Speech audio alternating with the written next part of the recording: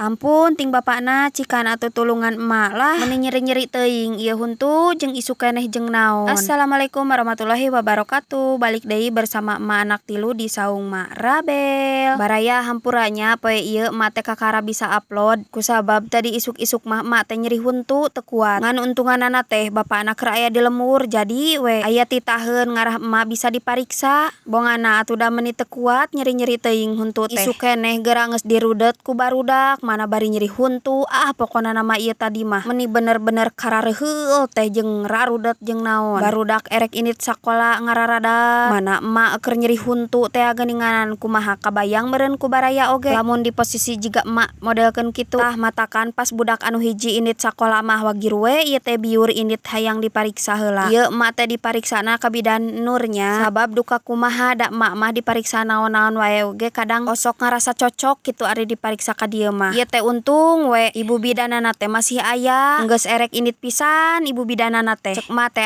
ibu pameng atulah abi atos ka dieu untung we. Jadi we langsung dipariksa harita keneh oge ditanya naon wae cenah ge. Keluhan-keluhanna nya kitu we nya anu tos dijelaskeun ti awal. Saberesna dipariksa ieu teh emak tuluykeun rek neangan heula tukang bubur kusabab keur nyeri huntu. Jadi memeh ngadahar obat teh hayang ku bubur heula emak mah. Alhamdulillahna teh araya keneh tukang buburna mah. Langsung we ieu teh mesen heula bubur ajang didahar di dieu. Tuh ieu teh mesen 2 mangkok we ajang abi jeung bapakna keun bae budak mah dihuapan da teu diladaan ieu. Kela tingali-tingali bapana men pikarunyaeun nya. Paingan cek batur ningali lalaki dahar mah siga pikarunyaeun.